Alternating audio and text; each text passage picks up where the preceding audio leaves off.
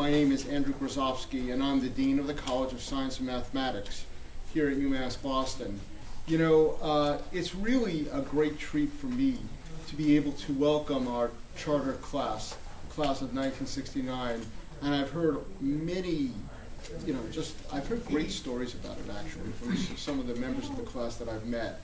And I can understand that it's a kind of a pioneer experience and a pioneer generation, and you've, really been the ones who, founded a culture that led to, the school that we have today.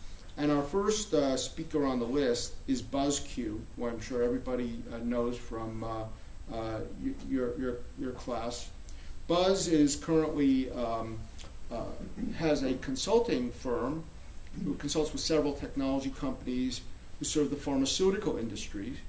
But I want to talk a little bit about his career, which is really a very distinguished career in many ways. Buzz, of course, got his bachelor's degree with distinction in chemistry from UMass Boston in 1969. Went on and got a PhD from the University of Alabama in 1973. Did some postdoc at Ohio State and then later at the University of Minnesota. And then started in Pfizer in 1975.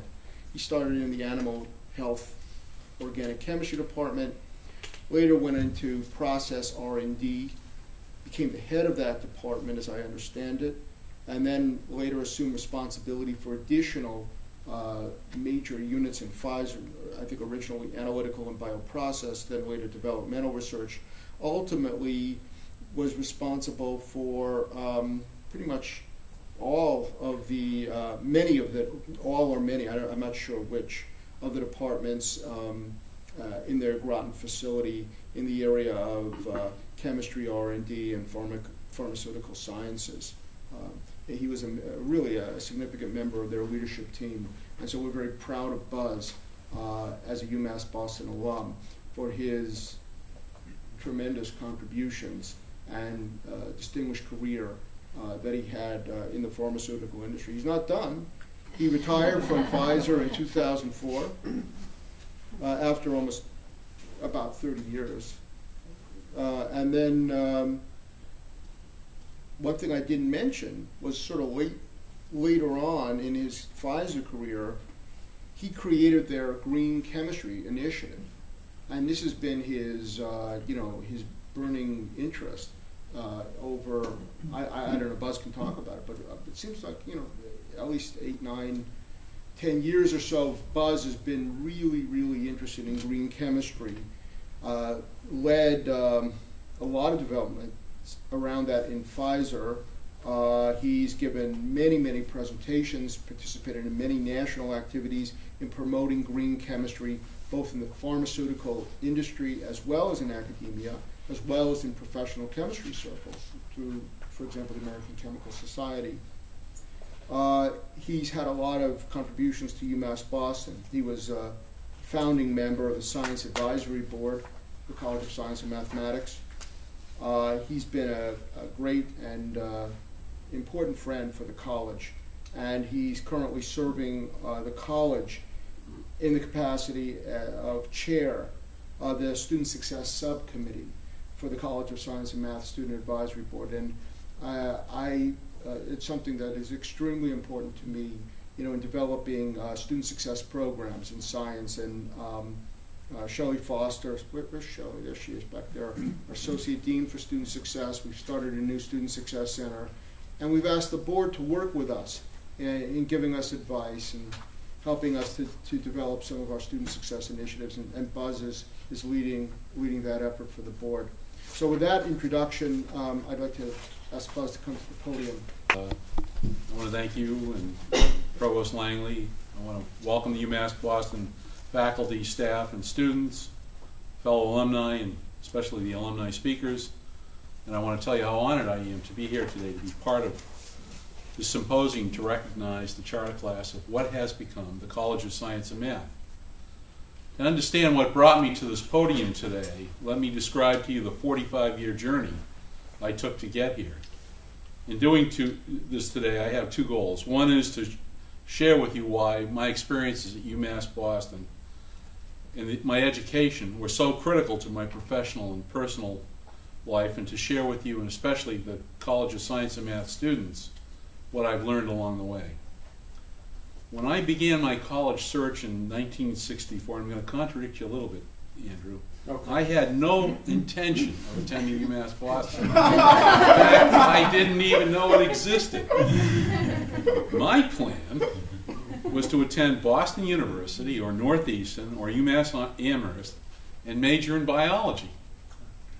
And then attend the new medical school at UMass in Worcester, or perhaps the new school at BU, because they had an accelerated program. And I would get the MD degree 6 years from the time I started my undergraduate education. That was my plan.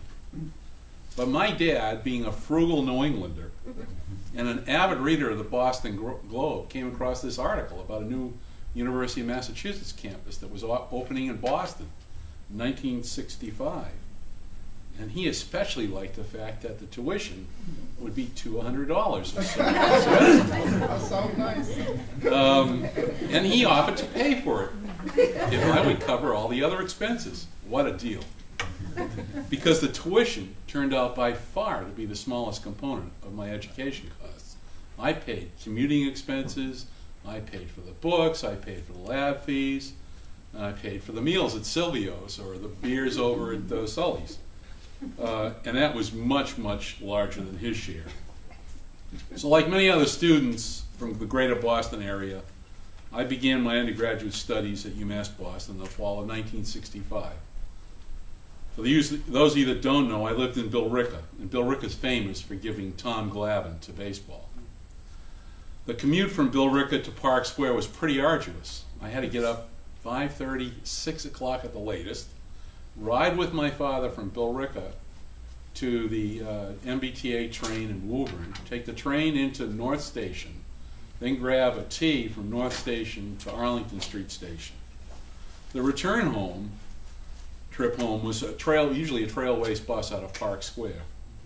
And it rode all the way up 3A into Billerica, dropped me off, and then I'd have to walk about a mile to get to my house. Or many nights, I'd stay on the bus and go up to Billerica Center, where I'd get off at McCormick's drugstore, where I worked as a clerk and pharmacist assistant. Because after all, I had to cover the largest amount of expenses. So those were some pretty long nights. And the first lesson is hard work never hurt anyone. And if you decide to pursue a PhD in the physical science disciplines like I did, the 12 to 15 hour a day days that I spent at UMass Boston are going to be pretty typical of what you'll be spending several days a week. So in college, you can learn more than just attending lectures. By the end of the first year at UMass Boston, my plans to major in biology were completely gone, hijacked by a couple of chemists named Becker and Anselm. Freshman chemistry was a tough course. More than 200 of us started in freshman chemistry. And by the beginning of the organic chemistry class the following year, I think there were about 24 of us left. In September of 1966, J.P. Anselm and Ernie Becker took me aside and said, "Look, we understand you're interested in biology, being a biology major. We think you should major in chemistry. After all, you'll still be able to go to medical school with a chemistry degree." I wasn't Ernie's top student, but I was good enough to get his attention, and so I listened to what he said. In addition, he offered to let me work alongside Abe Fenster, who was one of the graduate students that he'd brought up from Brooklyn Polytech when he joined the UMass Boston faculty. Abe was studying organotin chemistry, organostananes and stanoxanes for you organic chemistry advocates, and so I nicknamed Abe the Tin Man. Before I knew it, I was the Tin Man too, spending at least 2 days a week in Abe's research labs, almost every minute that I didn't have a class or a lab. And if I had a class in sociology or psychology, I usually skipped them to be in the lab doing research.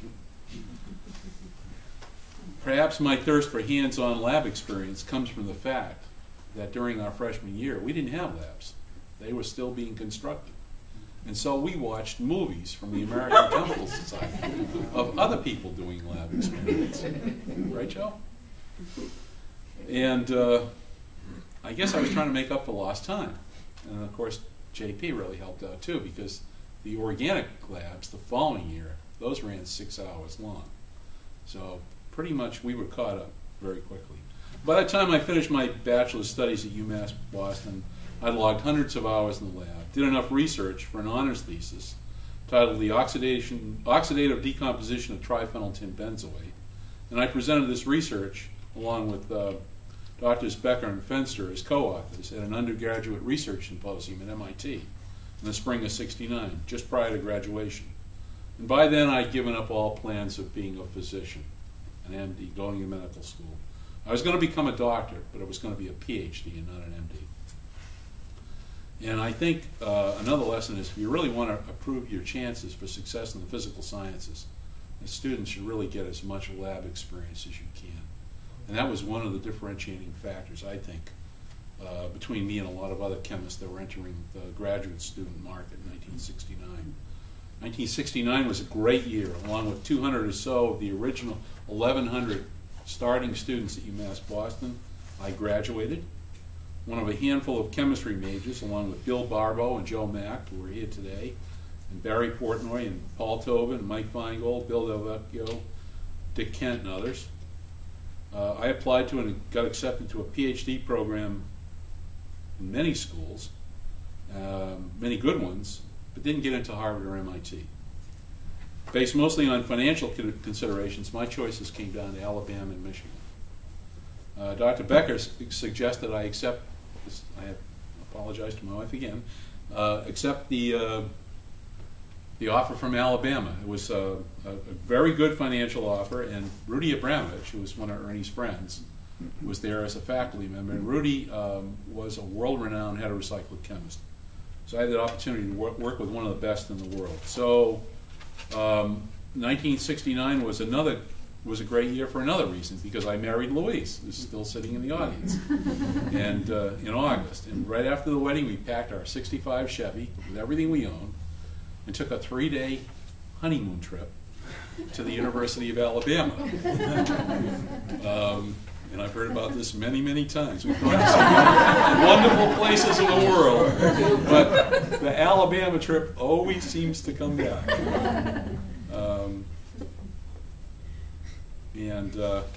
So we got to Alabama. What a culture shock.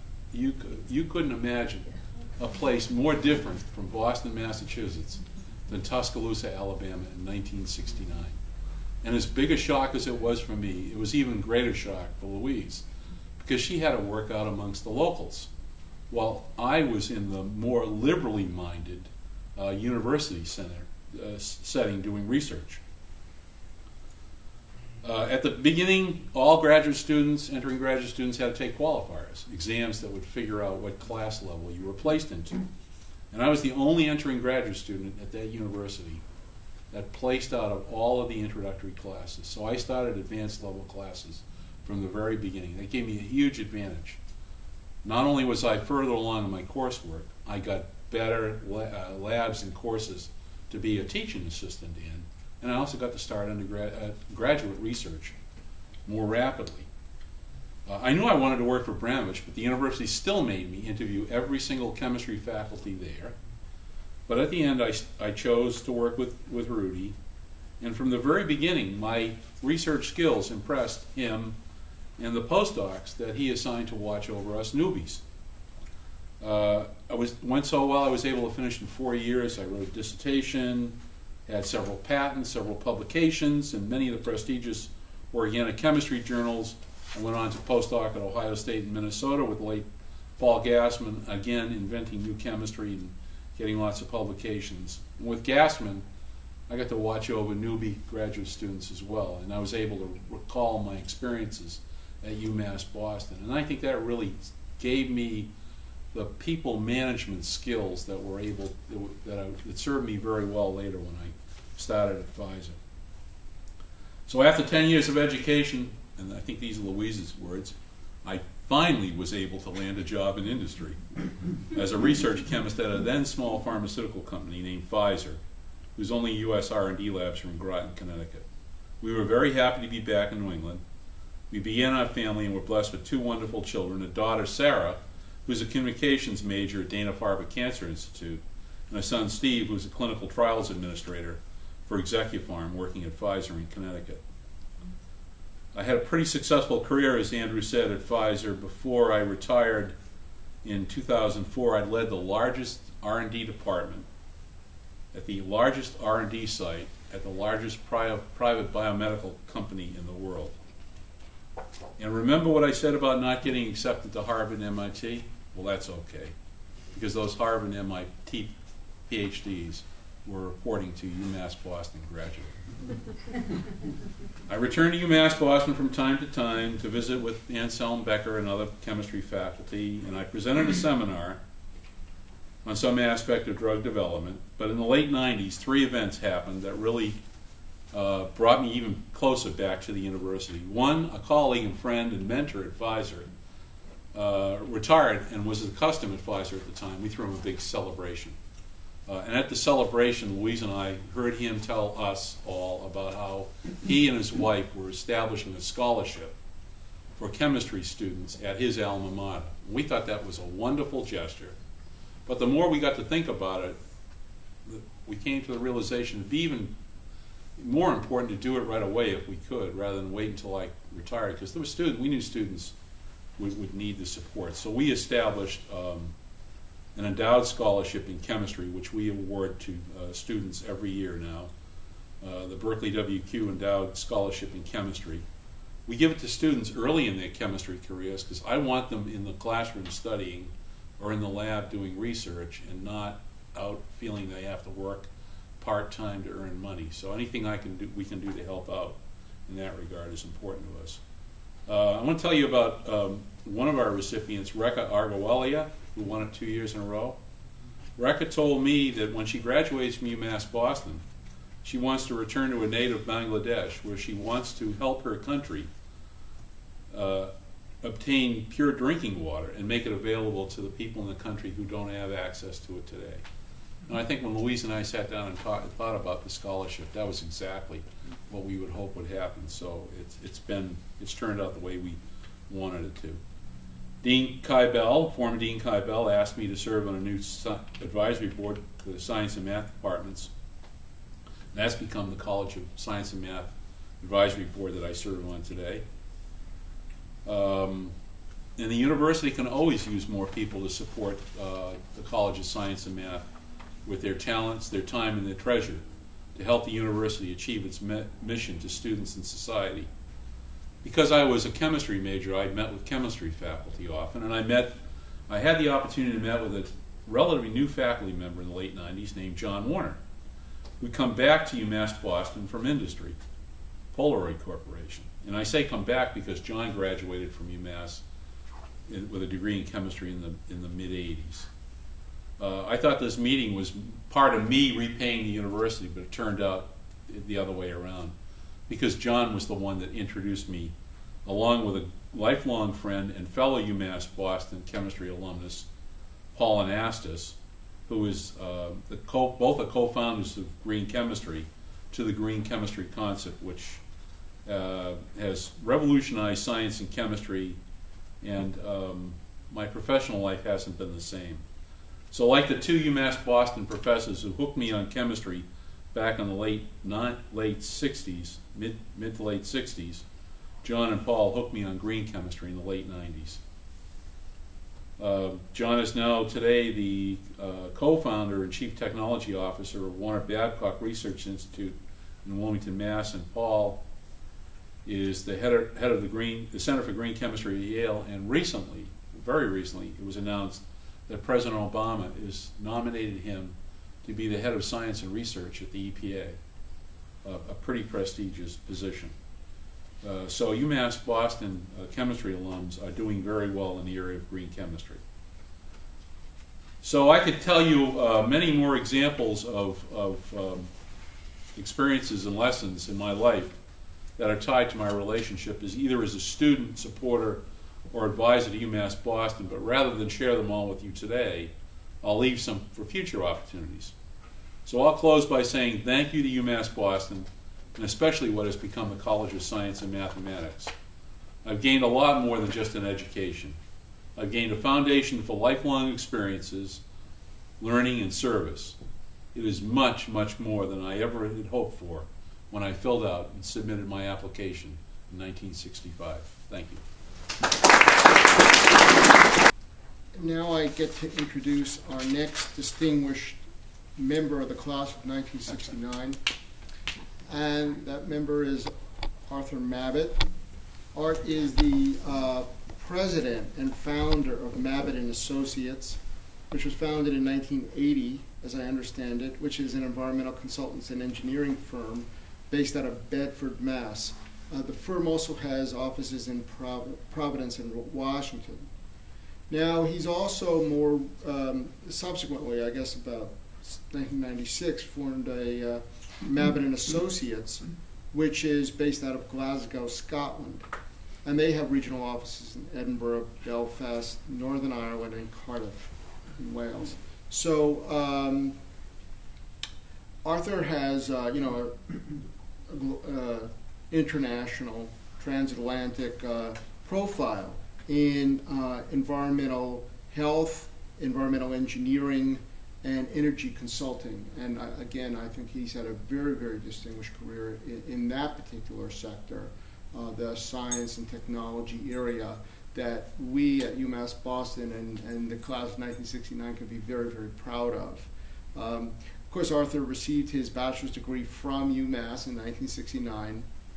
He then went on and got a Master of Science degree from Rutgers University and has a lot of Army service in his record as well. He was a major in, I guess, an environmental science officer, is that what it is? In the Medical Service Corps, serving from 1970 to 1989, for which he's been decorated multiple times. Art's professional activities and recognitions and honors are numerous, probably too many for me to mention, but I do want to mention that he has several of them right here from UMass Boston. He's received the Chancellor's Medal for Exemplary Leadership. He's received the Distinguished Science Alumni Award, and he serves as chair of the Chancellor's Council of the University of Massachusetts, Boston. So his service to the university has been extraordinary, and the university has recognized him on more than one occasion for his extraordinary career, his wise leadership, and his commitment to the university, which has been ongoing for many years since his graduation from the founding class. He's also an active member of numerous, I wish this thing is, let me put it over there. Because I know I speak loud enough for everybody in the room to hear me. That's correct, isn't it? Yeah. Art is also an active member of numerous professional and civic organizations. Again, I don't think I want to go through everything, but I mean, in addition to highlighting his UMass experiences, but some of them I think are worth saying. He's director and founding president of the Environmental Business Council of New England. He's the past president, current director of the British American Business Council of New England, and he's a member of the Global Scot Network per invitation of the First Minister of Scotland. I actually never really realized Art's deep connections in Scotland, even though I met Art. He's a member of the Science Advisory Board. I don't know, did I mention that? Art is also a member of the College of Science and Math Science Advisory Board. Anyway, recently we had the opportunity to host, thanks I think in large part to Art,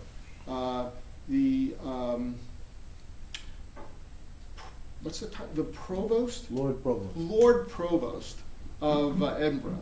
The Lord Provost of Edinburgh, which was a very nice event and a very nice opportunity to meet the Lord Provost of Edinburgh and find out a little bit about his role in promoting the city of Edinburgh and creating connections and international partnerships. And he was here at UMass Boston, and just the latest of opportunities and activities that Art brings to our campus. So with that introduction, I'd like to ask Art to come up to the podium and address the group. Art. And quite frankly, I hate to start as well. I know Buzz beat up on you right off the bat about why did we come here. I guess I've got to tell him my story. I mean, yes, I was accepted to UMass Amherst, and yes, I was accepted to Boston University.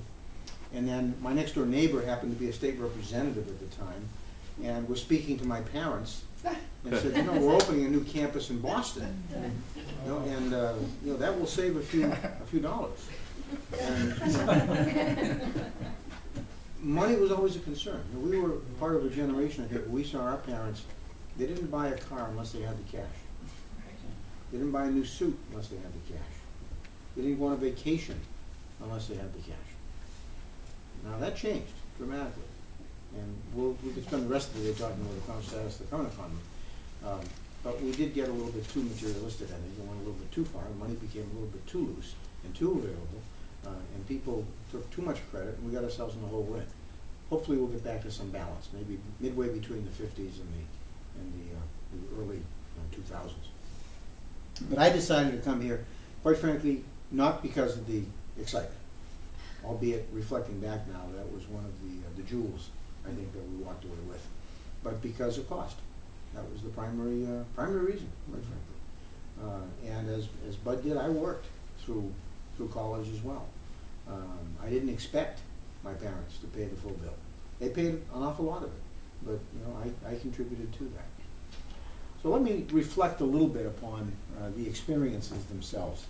And I gave some thought to this, and I think the subtitle here is really what it's all about. What I learned on my extended summer vacation. Because it was really a 4-year summer vacation, if you put it that way. The experiences were quite unique. Unique that in such a way that they were, quite frankly, life-changing. You've heard that from Buzz. I'm sure you'll hear it from Lornie. You'll hear it from me, too. We showed up for class on day 1 to the Boston Gas Building.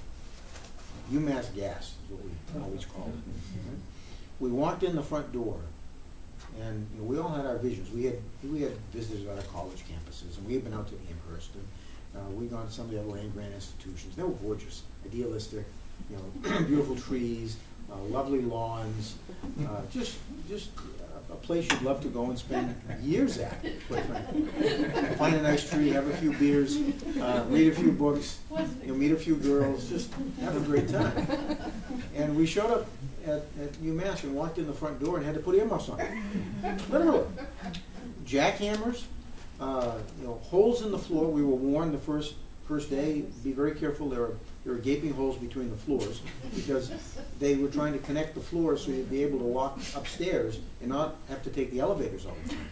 Because the elevators would never serve all of these students at the same time. We didn't have fire escapes in the building. I'm surprised the city actually let us occupy the building. Someone must have taken care of that somehow.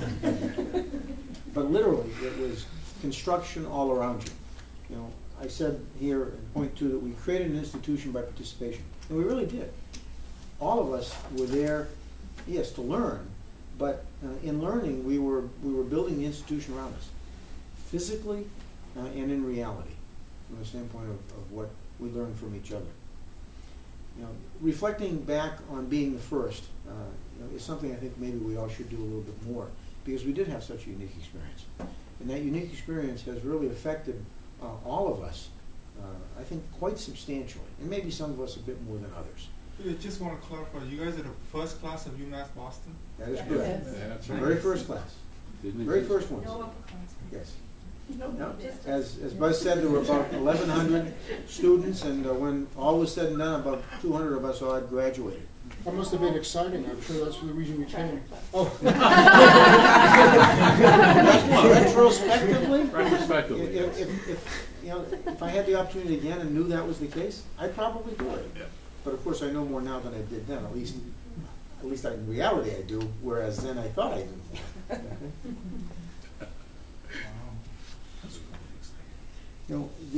The simple fact was that when we came to UMass Boston, we found that we were all in it together. Students, faculty, and administration, all coming together for the first time. with a blank piece of paper. And that's what it was. It was a blank piece of paper. There were no policies, there were no procedures, there was no student manual, no student handbook, no norms that were established, no traditions, just a blank sheet of paper. And I can remember I was a biology chemistry major. I wasn't smart enough as Buzz to be invited to stay within the chemistry program. I wanted to be a dentist. Now, I had Dr. Anselm and I had Dr. Becker, and they were outstanding, exceptional professors. But they really busted my chops. I got through organic. I mean, I did everything I needed to do to become a dentist, which is what my goal was, to go to dental school, to go to Tufts Dental School. But I focused in biology. And Dr. Herb Lipke was my advisor, Dr. Nevin Weber, Dr. Fuad Safwat, Dr. Harrison, all of those esteemed professors were our professors at the time, Dr. Kaplan, Lawrence Kaplan. And I remember our first biology examination. And when they passed them back, no one in the class passed. No one. And Dr. Kaplan came in and said, well, I believe we have a bit of an issue here. He said, the last time I taught undergraduates was 14 years ago. Dr. Kaplan, 14 years ago. He said, I haven't taught an undergraduate biology class in 14 years. So my expectations were a wee bit high. He said, I've been doing research and dealing with doctoral and master's degree students. So we had a situation where we had, quite frankly, so much intellect and experience in our faculty that there had to be this common meeting ground. Where are we each together in this whole blank sheet of paper? Second exam was much better. I think 10% passed. We were challenged, like I said. The quality of the education was first class. Absolutely first class. And I think that speaks of itself. If you take a look at that class, and I haven't done an analysis of it, but I'd like to. I think maybe, Darryl, we should do that. And see how many of the students went on to advanced education and where. Because our faculty had so much knowledge and relationships nationally that they were, and I'll get into my experience in a minute, they were instrumental in guiding us in different ways to aspire to institutions that many of us didn't think we could do, probably in many instances. I remember when we came on campus, the debate we had for a couple of years on, are we going to award a BA or a BS? Of course, all of us science majors, we wanted a BS. We want a Bachelor of Science degree from the University of Massachusetts, Boston. We don't want this BA business. We don't want all these liberal arts courses that we're going to have to take. We don't want to have to take 2 years of a foreign language. We don't want to have to take X number of sociology and humanities and all of these different topics and subjects. But I reflect back now, when I was a young man, a very young man, teenager, and I did want, and I was active in the sciences. My father was an engineer. And the one thing he kept impressing upon me was if I was going to ever succeed in science and engineering, I had to be able to write and speak coherently, whether or not I had a drink or not. You had to speak and write coherently. And that was critical, because as a scientist or an engineer, you had to communicate your recommendations or the results that you're working on. Well, retrospectively now, even though I was aggressive in my pursuit of the BS, we really wanted that BS degree. Well, we didn't win, we didn't get it. UMass Boston became a BA institution.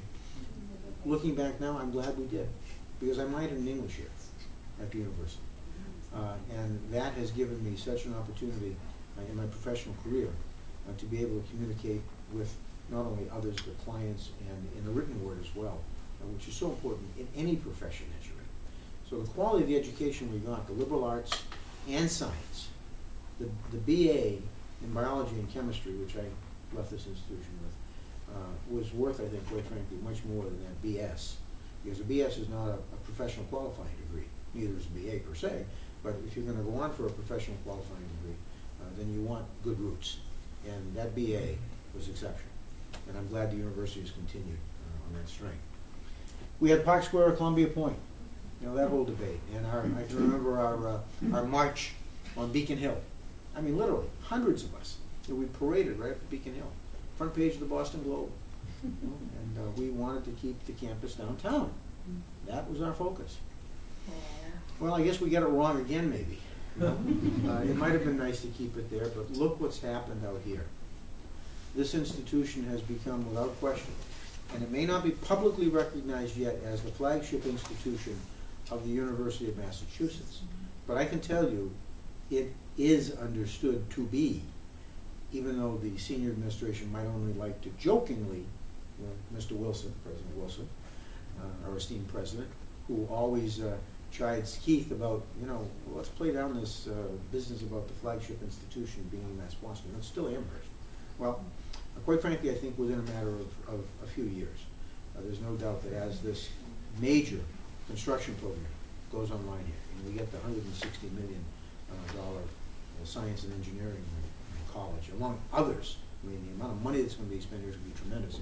We are going to be the flagship institution, because this institution is also looking east, quite frankly. We're looking east, we're looking south, we're looking west, we're looking north. And we came to UMass Boston as a mix of primarily American citizens with some new first-generation immigrants, per se. But you look at the university's mix now, and I think the last time I spoke to Keith, he said to me that there was about 180 different languages spoken on campus. Now, the number of foreign students we have now, the number of the diversity of the campus across all spectrums is phenomenal. You heard him mention that, yes, I had the opportunity of bringing the Lord Provost to UMass Boston 6 weeks ago. The Lord Provost in the UK, the Queen, who is the head of the government, designates certain individuals in certain regions of the country to be her representative. So he is the representative. Lord Provost is the representative of the Queen in Scotland. And he reports directly to her. She designates him. Well, we endeavored a number of years ago on this campus to establish a relationship with some of the universities in Scotland, with some of the oldest research universities in the United Kingdom, England, and Scotland, and in the world, quite frankly. Glasgow University is almost 500 years old. These are old schools. How Thanks to Keith. Could you use the microphone, please? Yes, sure. Hear you how? Yes. Thanks to Keith and the current administration and faculty here, we are in the process now of instituting some relationships between the campuses. I think we have an engineering issue. I'll speak up a little louder. Thank you. And I've been asked now by Keith to initiate further discussions with Glasgow University, Strathclyde University, which used to be the Royal College of Engineering and Science, and Glasgow Caledonian University in Glasgow, to see if we can initiate some exchange programs and internships between UMass Boston and the universities in Scotland, which I'm very honored to do. Now, the period when we were here was a rather turbulent and tumultuous period for all of us in the United States. We had the Vietnam War, we had Woodstock. It was a period of activism. And the students that were here, whether they graduated with us or not, or graduated later, or went on to other institutions to graduate, we spoke out. We were not afraid to speak out. We were activists. And we provided our opinions, and we were heard, which was, I think, very important. Dr. Ryan, and the University Chancellor at the time, and all of the faculty would always listen. And that was one of the key aspects of this university. You'd be able to go into a faculty member and say, can I speak to you for a few minutes? And they do the same thing. Come on in, let's talk for a few minutes. I heard you doing this, or I heard you're thinking about that. And they would provide instrumental guidance and input to us. And truly, when we reflect back, we have to say that the period that we were here was democracy at its best. We all had the opportunity to start with a blank sheet of paper and democratically, end up graduating and still being friends with each other and helping an institution, quite frankly, put down at least a few roots to begin with. Now, with all of that, what did we learn? We actually did learn something. At least I did. I learned an awful lot. We learned, I think, that with teamwork, you can truly achieve a greater return on investment. Because we worked together to establish the norms, to establish the programs, to define the expectations, we were able to begin to put together and help establish this great university here at Columbia Point at the Harbor campus. Second, if you get it wrong the first time, try again. May seem a bit trite, but it sure is true. Because we didn't get things right here the first time from day one. And we had to fix them We had to try it again until we found out what the best approach would be. So in fact, we could accomplish the goals and objectives that we expected. No one person has all the answers. We have a lot of idealism, a lot of blank and vinegar, so to speak, when you come to college and university. But you learn very quickly that you're not the only one that has a thought or an idea, or in fact there are others who have better ideas. And the world is full of a lot of people that are a lot smarter than you are, that's for sure. The best way to learn is to listen. And that is listening on a two-way street communication basis, and that's what this institution has always done. Accept the advice of others and give it serious consideration. This is where I get into my Herb Lipke experience. Some of you that were here remember Herb Lipke. Herb was about my size. Maybe that's why I relate to him so much. Of course, I was, I think, 6'2" back then. You know what but Herb was a very, very energetic, dynamic, exceptional professor. But you knew where Herb stood. You know, Herb didn't pull any punches. If he didn't like the tie, he'd tell you, that tie looks terrible on you. You know, or, you absolutely screwed up that examination. You embarrassed yourself. I mean, he would very frank, very honest. He grabbed me one Friday, and he did things for a reason. He grabbed me on a Friday, and he said, "Come on in." He was my advisor.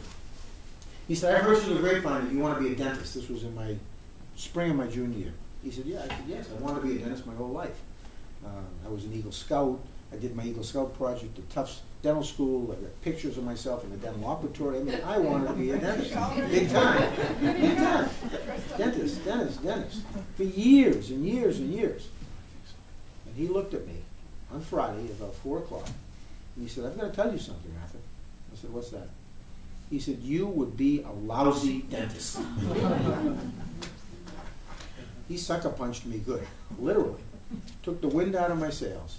And I said to him, "What? What did you say?" He said, "You'd be a lousy dentist." I said, "Why? I've always wanted to be a dentist. This has been my life. That's why I came to the University of Massachusetts Boston. I thought I'd be closer to Tufts even." He said, "You'd be a lousy dentist." I said, "Why?" He said, "I'm not going to tell you." I said, "What are you not going to tell me?" He said, "Go home and think about it and see me on Monday." Literally, I mean, he set me up for the weekend. Worst weekend of my life. I went home, and everyone that weekend I could speak to, I said, "Do you think I can be a dentist? Do you see any faults? Why can't I be a dentist? What are you talking about?" People thought I was nuts. I came in Monday morning, went straight to his office, sat down and said, "All right, you just ruined my weekend. Now tell me, why would I be a lousy dentist?" He said, "Because there is no way that you could spend 8 hours a day, 5 days a week, 200 plus days a year, in a 10 by 10 dental operatory, looking into someone's mouth without meaningful conversation." And I paused for a moment. So I had never thought of that.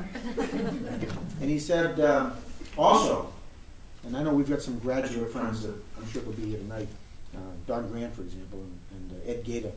Ed's a dentist, so I don't mean anything by this, by all means. Then he said, "You know that the dental profession has the highest suicide rate of any profession?" I said, "Gee, you might have something there." So I said, "What do you think I should do?" He said, "I think you should go into the environmental science and engineering field." I said, "What's that?" EPA didn't exist. OSHA didn't exist. They just didn't exist. So he set me up for a 6-week internship down in New Jersey at the New Jersey Water Pollution Control Federation for the summer. I ended up going down, came back, applied to grad school, applied to dental school. He recommended that I apply to Rutgers University, which I subsequently did. It had the oldest environmental science and engineering program in the United States, still does.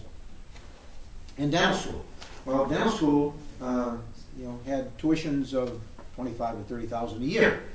And at Rutgers University, I ended up, among others, got a letter back from them, though, saying that I'd been admitted to a doctoral program and that a new institution had just been established called the United States Environmental Protection Agency, and they were offering full tuition scholarships to selected students, and I had been selected for such a stipend scholarship. So I went and ultimately decided, quite frankly, because of, again, the financial opportunities and all, because I thought maybe Herb was absolutely right. And I accepted Rutgers and went there for, received $2,750 a month from day one.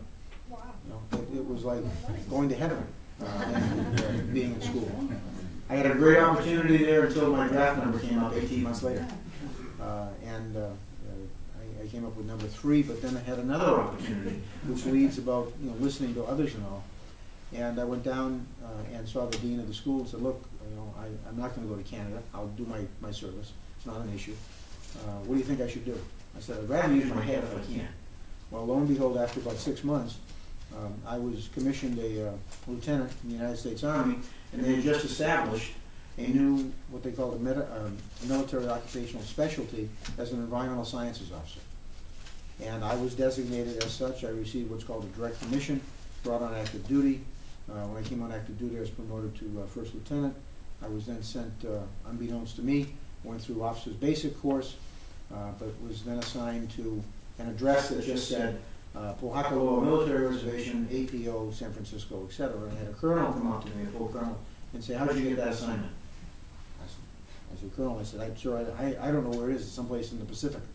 He said, yeah, it's someplace in the Pacific. He said, Lieutenant, you're going to Hawaii. I said, I am? He said, who do you know? Is your father a senator or a general? I said, no, sir. I said, I'll find out, I guess. So I showed up in Hawaii. I finished my master's. I had enough credits for a master's. Was still working towards a doctorate. And Rutgers did me a due.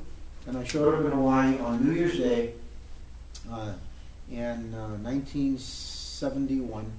And the general that morning, New Year's Day, they have a meet and greet the commanding general. And I met him, and he grabbed me and pulled me aside, and he said, Lieutenant, do you know why you're here? And I said, no, sir. He said, see me tomorrow morning. So another Herb, see me tomorrow. So I saw him the next day, and he said, you're here for one reason. He said, it's going to be your responsibility to ensure that when we bring back the 25th Infantry Division from Vietnam with 25,000 troops and 50,000 dependents, and 225 rotor-wing and fixed-wing aircraft, that there is no impact on the Hawaiian environment here in Oahu. He said, if you don't do a good job, he said, you'll be in Vietnam before you can spell it. And this was a 2-star general. The next day, I met a 3-star general who ended up telling me the same thing, and I had a very unique opportunity in coming to Hawaii. I had no staff to begin with. When I left, I had 37 people working for me.